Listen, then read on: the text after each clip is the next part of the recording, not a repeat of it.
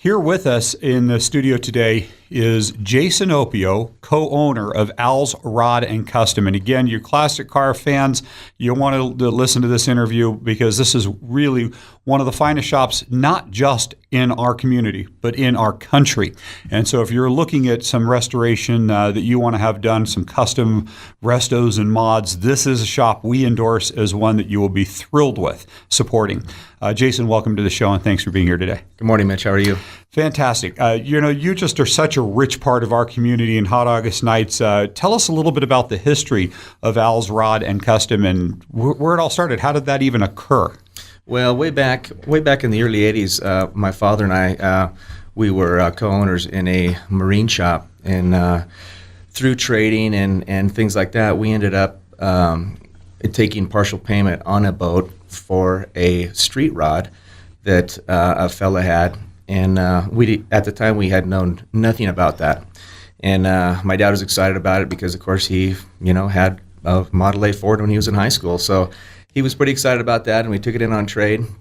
To make a long story short, he enjoyed driving the car around. It was already what we refer to in the industry as street rodded, meaning that it had a modern engine in it for the time. This was back in the mid '80s, and he enjoyed driving it around. We thought it was a real kick. We were pretty young, my sister and I at the time, and we drove it around with him, and he ended up having it repainted and put some wheels on it, and we had a good old time. So that was the start of it, like I said, back in the early 80s, and it kind of got in my dad's blood and mine as well, and that's where the bug started. Well, not long after that, apparently, you sold the marine shop. My father and his brother ended up parting ways, and all on good terms, and that was in 1997, and my father and I decided to open up Al's Rod and Custom in 1997. Since then, or since he traded for that street rod back in the 80s, he had acquired a couple more cars that he had interest in, and we had a real bug for it. And we've always had our hands in repairing things and fixing things, and had great fabrication skills, and of course that grew with me. And we decided to open up Al's Rod and Custom in 1997. So here goes a warning out to our community. If you're out there looking at these cars this weekend and you get that, oh, it'd be nice to, just know that this is going to be something you're stuck with the rest of your life because you get stricken by this bug. I mean, it was really, once you start to tinker around and you start to have fun and you get to drive that end product, you just can't wait to get started on the next project is what it seems like. You ask anybody out there you're going to talk to today at any of these events, and they're all going to tell you the same thing. Exactly, Mitch. And it's kind of what makes it so special is that no matter how old the car is or what the current time is, this is a family event, and I think that's what drives it, and that's what makes Hot August Nights one of the premier events in the world, is that it's driven by family. Well, and you just said it, by family. And both of our businesses today on our show are also family owned and operated. And I take the time to share this with people because it's used so much in so many different levels as a marketing ploy, family owned and operated. There was a day where it was at the core fundamental values of a family that lived in a community, raised their family in a community. It was their family legacy, their name. It was, if they didn't have a good core value in that business, it affected their name in a community. And you have a business that is exactly at the heart of what it used to mean: core fundamental values, quality family, and caring about a community. It's got to be a thrill working for as many years as you've had the pleasure to work with your father side by side in something so fun. Well, it is, and from time to time, it's, anybody that's worked with a family, sometimes it's a tough go. But at the end of the day, we're family and we all come together, and just like you said, that's where the core values are. And in the past, with big business and things like that, industry has got away from family, and it's all been about making the dollar at the end of the day, and we still do that, but we provide a great service and for what we provide. Well, and what you just said is it seems that and I can say this because I've got some time in this community, a couple of decades plus, that in the automotive industry. And it really comes out in the final product. It seems like if it isn't something that you'd be proud of, you'll do it until it's right. And that's what the kind of end result that you put out is not that big business, just turn the buck, get it out, get the next one in. But it's about producing a product that you can be proud to send out of your shop. Well, it is because, at the end of the day, I mean, we are, I am personally responsible for whatever leaves our shop. And, when the people come in and have a service provided by us, I'm with my team. I am the one that has to ultimately be responsible, and my name is going out on that vehicle. And, things are going to happen regardless of how well you do the job or service you provide. But everybody that comes in knows my father and myself and knows what kind of work they can. And you stand behind it. You take care of them if something does. And, we've had this conversation, but it's been a while. So I think since you brought it up, is that every business, and I love the integrity that you just had with the fact that things will go wrong. I mean, there's integrity in just being willing to acknowledge that. And I hope our community heard that. What defines a business is, in light of that failure, how they respond. Do they act with velocity? Do they take care of it? Do they do the right thing? Do they make you wait until you get upset before they finally will take care of you? Or if they see a problem, will they let you know, hey, we found a problem, we want the time to get it right before you get it? And that's really, there's so much integrity behind the fact that things will go wrong because they're pieces of machinery. But I can tell you from experience and the word on the street that you guys take care of them when it does. And that's the bottom line of that. This is why our show exists, because you really find out as a community when you have a problem what you got. And it's too late most of the time to realize you made a poor decision on who you chose to support. And your money is your vote. That's what we want you to understand. The problems in the automotive industry, there is a result of consumers supporting poor businesses with poor quality standards and ethics. Your money is your power, and it is your vote, and we hope that you'll choose it to vote for and support shops like Al's Rod and Custom. Now, another thing that I think is really interesting is the types of work that you do there. You're so diverse in what you provide our community. So let's tell them all the things that they can bring to you. Well, first of all, Mitch, we've always been in the mechanical end and wanting to do upgrades on existing vehicles. There's a lot of vehicles out there that people will purchase, but that are in need of just those finishing touches, whether they be something as simple as a tune-up, or maybe they don't have the proper equipment to be able to go down the modern roads that we have. Maybe they were done back in the 70s and they need upgraded brakes, or they need maybe a different style of transmission, or things just to modernize it to be able to keep up with the 70-mile-an-hour freeways and the just how our roads are these days. Maybe they really want to have more burn rubber power in some of these cars. You do performance upgrades as well. Oh, absolutely. And, that's the funnest part of the job is, these cars, people spend a lot of money on them to be able to do things like that. My own personal car, I have two boys that I take out all the time, and they love to burn rubber and watch people wave at them and stuff like that. And that's what drives this. That's what drives this industry. That's the fun factor of what you do, beefing it up. Absolutely. Pushing some extra horsepower out of it, some more torque. Absolutely. And then let's talk about the restos, the restoration projects that you'll undertake. From how far down in the process do you go? Down to the frame up, basically. Absolutely. And every project's different. We have had vehicles that have been current show winners that maybe the people want to change the paint on them to make them their own vehicle, or to have them be identified with the current owners. And then we have projects that people have been stored, or maybe that car that the fella had when he was 16 years old. We have a vehicle in there right now that is a 62 Buick Wildcat, and the fella had it when he was 16 years old, met his wife in it, ended up selling it, going into the service. Anyway, refound it just months ago up in Canada, and it's been sitting in a snowdrift for about 20 years.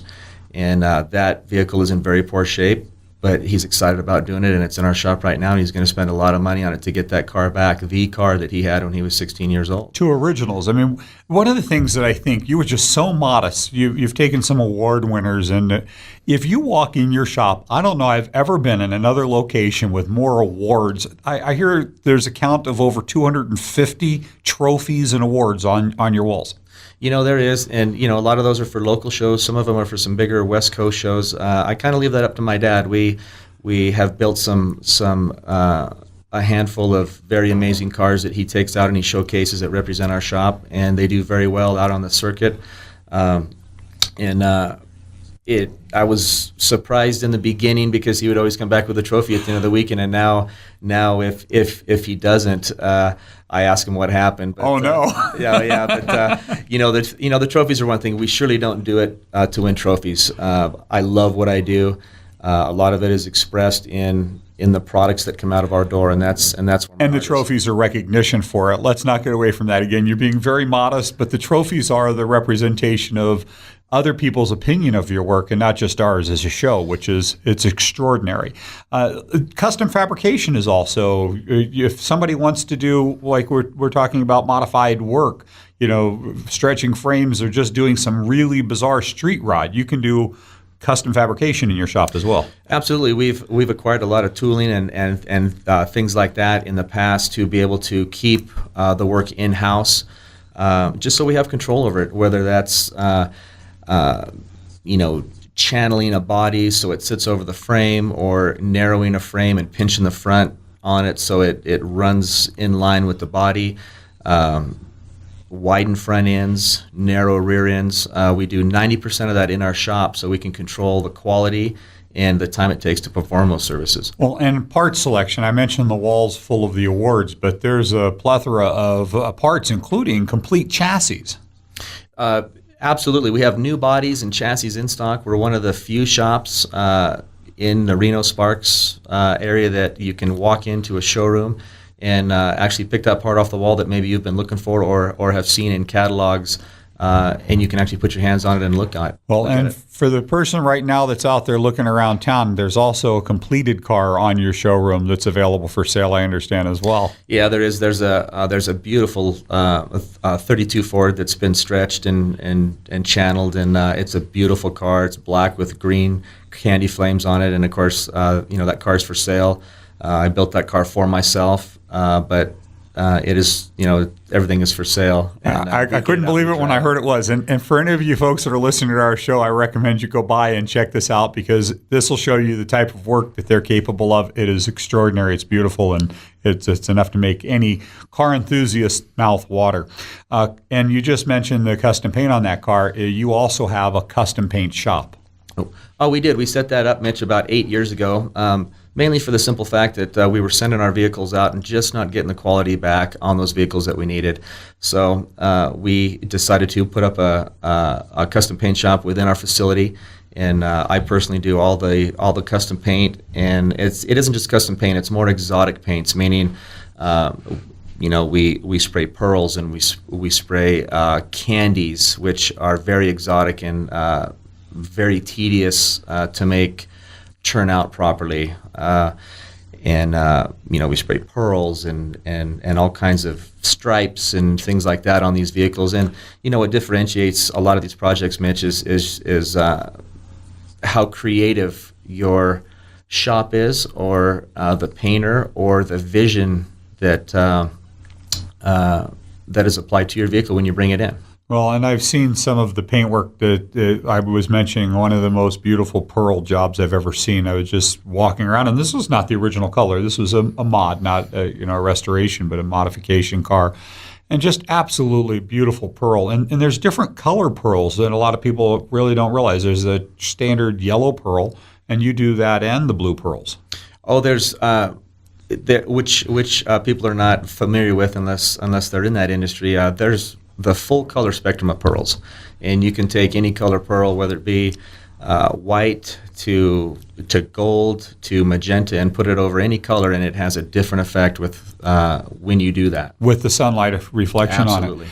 Well, and you were talking a little bit about Hot August Nights and how rich it is for our community. And one of the things we talked about was that there's people that seem to wait to the last minute to bring their stuff in, and then there's extra cost involved in that. I'll let you explain about this, but that you're about to go into the time of the year where if there's somebody that's got a project that they want to do, that they should be bringing it to you now. So tell them a little bit about how